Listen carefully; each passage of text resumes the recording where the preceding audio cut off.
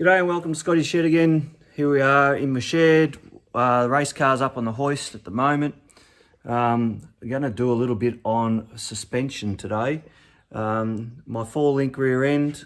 I've been doing a lot of research on how does a 4-link work.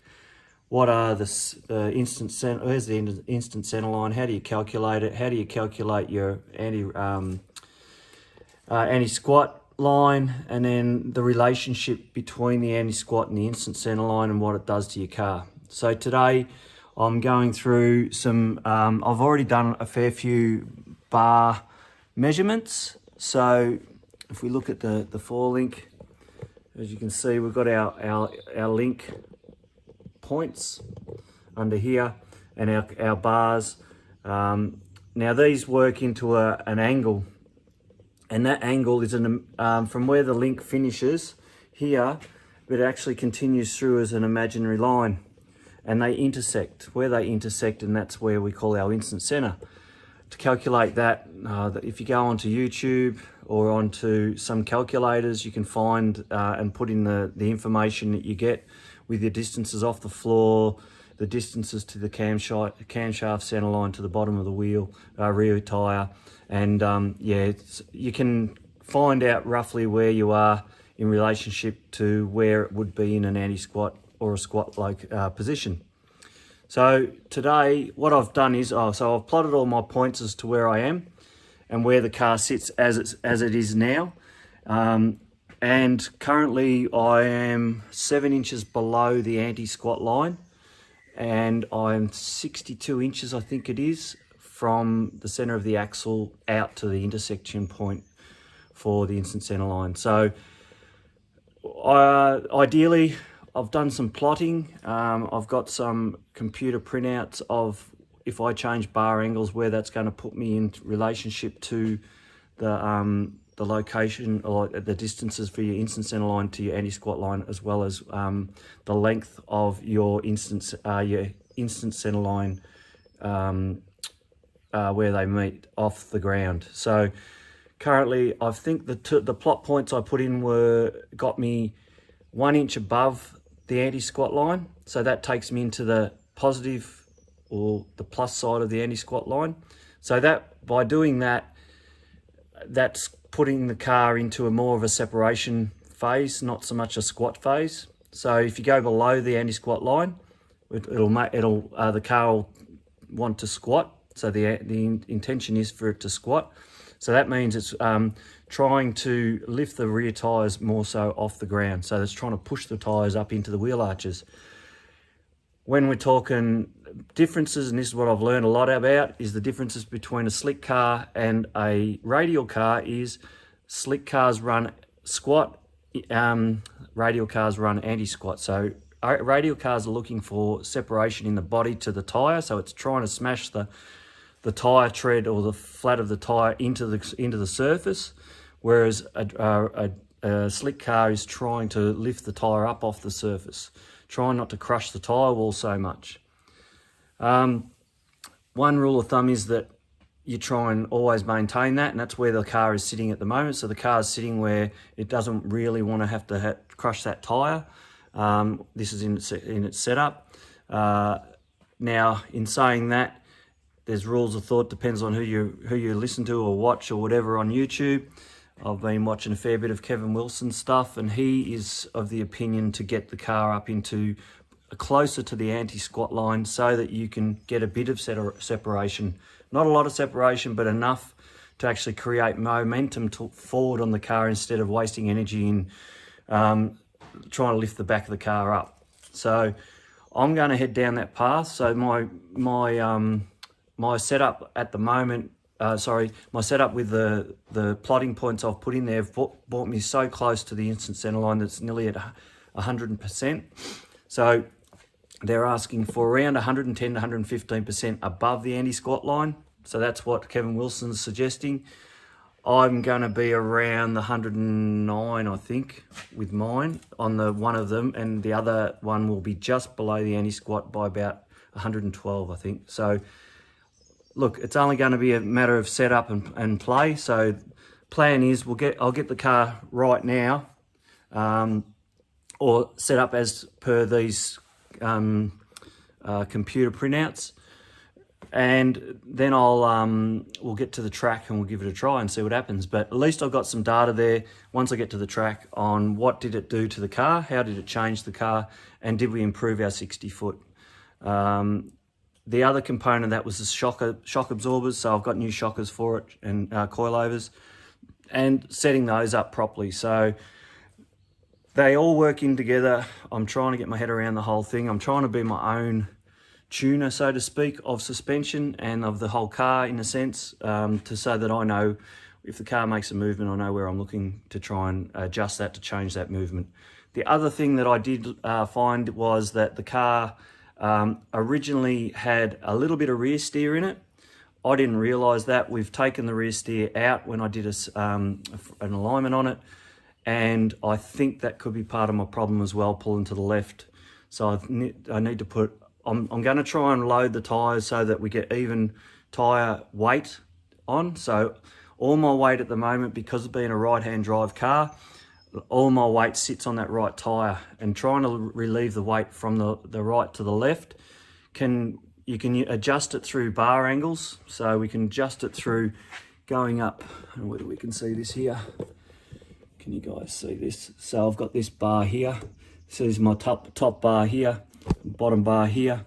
So if we extend the top bar, extending the top bar will push weight onto the rear tire, onto this is the right side. And if I screw the bar back, it will take weight off that. So I'm going to do a little bit of mucking around with that today as well, because my corner weights at the moment, I'm not 100% happy with. So there's a lot in it. There's a lot to look at, but if you get your head around it, it's really not.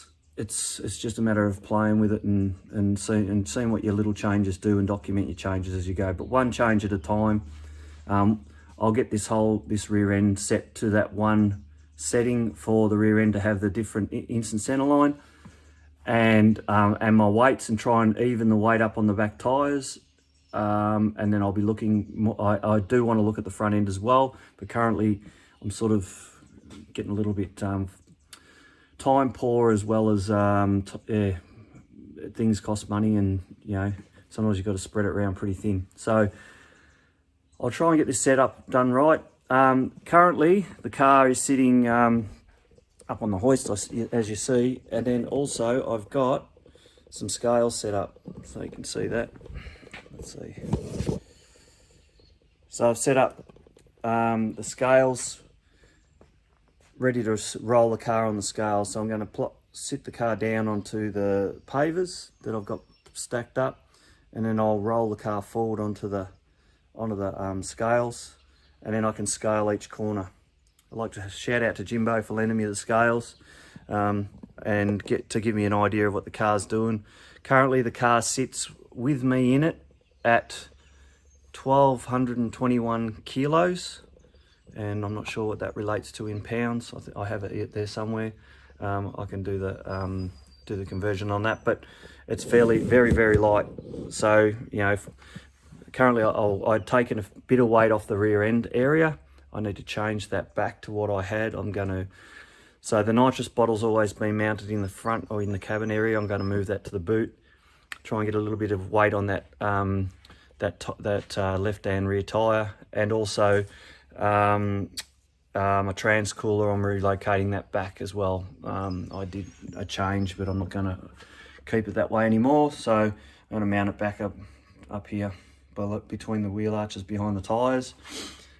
And that's probably the two major shift changes. The rest is going to be just those suspension changes. And then still haven't dynoed the engine. I want to get it on the engine, on the rear rollers, so that we can get an idea of what the engine's doing, what the carburetor tune is, and then I've got a couple of carburetors to try, and then once we get some data on that, then I can get a tune in it and we can go and play, and I know what the carburetor or the engine's going to do, and then we can start putting some nitrous to it. Plan is to get a little bit more at the track testing, And then, yeah, we'll see what happens when it comes to doing events. But currently, I'm just having a bit of a learning phase and enjoying actually tinkering with the car again. I've got lots of things on the go all the time. So to do the race car and get it ready, I'd love to be able to get it to a setup that I'm comfortable with and know about the car, of what it can do and what it's doing, and then know that I can just confidently put it on the trailer every time I want to go racing, run it down the track, and really just not have to put a spanner to it. Just get it as a really basic or conservative tune on everything, so that, yeah, you're not chasing things when you're at the track. Nothing worse. So that's the plan. We'll see how we go. We'll get some other footage of weights and things like that. I know there's people out there that are a hell of a lot smarter than I am. I'm just a plumber who's having a crack at trying to be a drag racer and learning along the way. And yeah, but I'm welcome. Yeah, happy to take any advice that some of these guys have been doing it for years could give me. And yeah, if I'm having a bit of trouble, I'll give a shout out if anyone can help me out. So thanks for watching for now. Like and subscribe if you could. That'd be great. And also hit the notification so that if I do put one up, because I'm not putting videos up very often, so hopefully it'll notify you that the videos are coming up, and if you want to have a look, yeah, go for it. So yeah, this is my Mazda, little Mazda 626, small block Chev powered, nitrous, zoom. It's hopefully going to be a lot of fun. So, all right, let's go and start scaling and doing some work. Okay, so I talked about the weight of my car and how I've done all the setup. So if we look at the, this is my book that I've been drawing all my bits and pieces into. So if we look here, I've done my measurements of my plot points. So all here, we've got plot points off the ground, but we also got, so to our first point on our bar, and then our second point on our bar. It's calculated an angle through a formula that you punched into the computer program, and then it gave me my instant center over here. Currently the car is sitting at 62.52 inches long of an instant center, and off the anti-squat line, where have I got one of those? So I've got heaps of stuff going on here.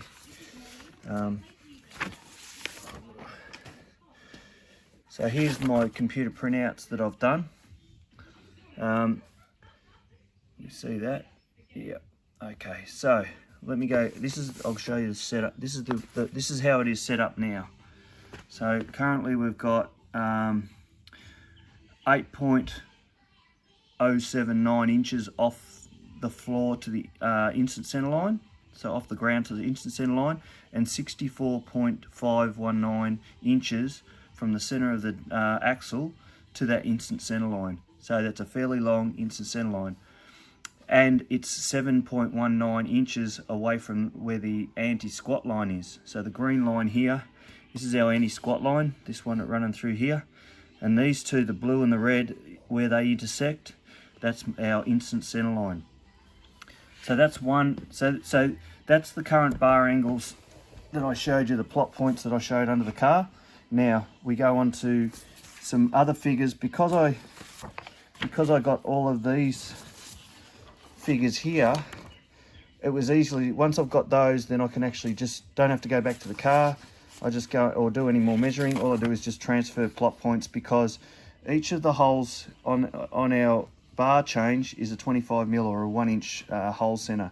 So every time I lift it up, the measurement's going to change by 1 inch, and you can put that into your formula, and then it comes up with where you need to set it up. So plotting my points the way I have, go to this one here. So this one here, I changed my plot points to we've got the center of the diff end of the lower bar, the center hole, and then the third hole up on the front of the body side of the forelink. I've gone up 3 holes, and then I've come, I think I went up 1 hole on the top from where it was originally, and then stayed the same on the body. So that's on the diff side, that's on the body side, and then this is what it's given me. So straight away, what we got in change wise was, so we've got 10.45, I think that is, yeah, 10.045 inches off the ground to the center line. And the actual intersect point to the anti-squat line is 10.264. So we've got 0.2 of an inch or thereabouts difference to below the anti-squat line. So here's a big difference. We've gone from, what was it? Where's my other piece of paper? 64 inches, wasn't it? 62 inches to from the center of the axle to the intersecting point or the instant center line to 44 inches. So we've shortened that up by 20 inches. So that's a long way. So by shortening that up, from what I can understand, is it's going to make the rear end react quicker. So I'm not sure, until I get to the track, I'm not sure how that's going to change the car. We'll see what happens. But I was aiming more so with my points on my diff to get my instant center line closer to my anti-squat line. So now we've gone just below the anti-squat. Now this one here with another slight bar change, that put me above the anti-squat line. So I'm up above it by, what's that? I don't know, how many percent? 0.57, half an inch. So half an inch above the anti-squat line. And we've reduced our length, instant center length, to 40 inches. So we've come back another 4 inches. So it's gone back 24 inches, 2 foot back on the from the original setting. As I say, I'm trying to aim at the anti-squat line. I can do other changes by altering things, but I'm just still trying to get my head around it. But yeah, I had a big play with it on the computer, and it gave me all these figures. So I don't know what that shorter length is going to do. Hopefully it can improve. It might not. It might make the hit too violent for the slick, and I might have to slowly creep back. There is this. So Kevin Wilson talks about the the length of that intersecting line or the instant center line, and says that with a slick car you want to have it longer, but mine just had to keep shortening so I could get closer to the intersect to the anti-roll bar, anti-squat line. So I don't know, but in saying that, when he talks about what he's aiming for, he aims between 40 and 50 inches, I think, or 40 to 50 inches, I thought he said. So I'm still in that area. I'm hoping that I'm just hoping that, you know, I'm going by sort of what he's played around with a lot of stuff in the States. So, you know, these guys are your guidance, I suppose. So we'll just see. If it doesn't like it, I'll go back and do another change at the track. But at least I've got data now or points to work to, and know what it's going to do if you do the change. So all right, let's go and put the thing on the scales. Yeah, so we want to keep the car race ready. So what I've done is I've pumped up the tyres. Come on, come with me.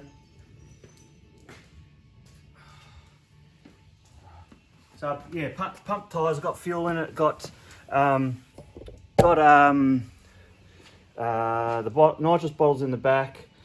Now, one other thing I've done. So to simulate my weight, I'm roughly over 80 kilos, 86. So now I've got some bags of cement on the front seat. I took the seat cover off so I didn't damage it. The seat cover's still in the car though, so that we can have that weight. We've got my bag there with all my race suit and everything in it, my shoes, my helmet, everything on that driver's side to simulate my weight. And now we can sort of get no, it's not going to be 100% right, but it'll be very close to what I've got to, what the car is race ready. So let's go and just see how it goes weight wise. So I'll just turn on my scales. So I'll plug him in, turn him on. Okay, so these scales have each wheel weight, so each corner, and if you turn them, so at the moment they're all in the off position, so we've got 0. If I flick the right front on, it's just showing a little bit of weight there. So the right front's saying tiny little bit of weight. Now I'm pretty certain these are all in pounds, these scales, so I've got to do the conversion.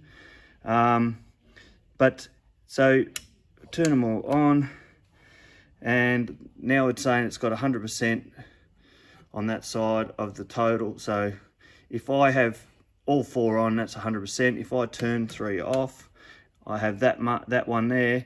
That's going to give me a percentage of the rest of the car. So that left front is going to say it's going to be like 20% of the rest of the car or whatever.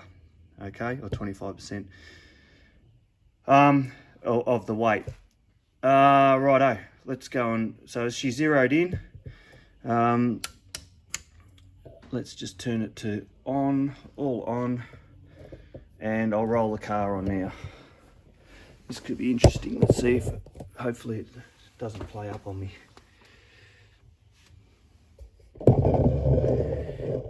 Get this camera in the right spot. Okay. So.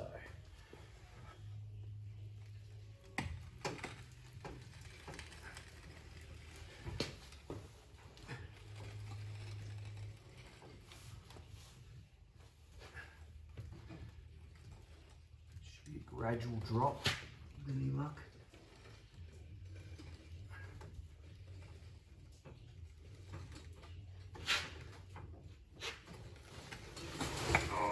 Go, that's a girl. That a girl.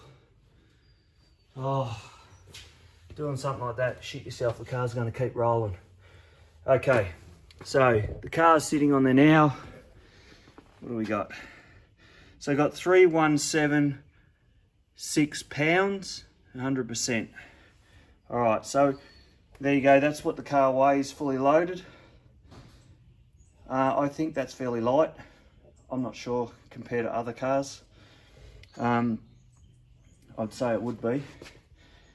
Imagine throwing a lot of horsepower at that little bit of weight anyway. So now if I flick over to each individual point, I'll have, so I'll flick them all off. Okay, so we're back to 0. Now if I go left front, we'll talk about the rears because I suppose we're doing the rears. So left rear. Left rear's got 559 on it, pounds. Turn him off, we'll go right rear. 700, so there's 200 pounds more, or 559, 150 pounds more on the right side compared to the left. Realistically, now this is only my stupid plumber brain thinking, to get it, I'm gonna want it even, but to allow for torque on the car, as soon as the car wants to accelerate, it's going to want to twist the car, so it should push more weight onto that right tyre. If anything, I want slightly more weight on the left tyre than I do on the right. So I've got to try and move 150 pounds over, also over to the left side. Let's go and see what we can achieve with that. Just through, I'm going to adjust a top bar and see what that does. All right. Now, the other thing I might do, actually, before we do that, I'll flick those off and we'll go over to the front. So right front, we've got 990, near enough 1,000 pounds on the right front. Flick him off. So we've got 900 pounds. I'm gonna say that you'd like to get it, if I change that bar on the other side, I'm thinking that that should push weight over to that left front. No, it doesn't. Yes, it does. Yes. The right adjustment would give a weight adjustment to the left front. So we'll see what that does too. Anyway, it's all plot trial and error.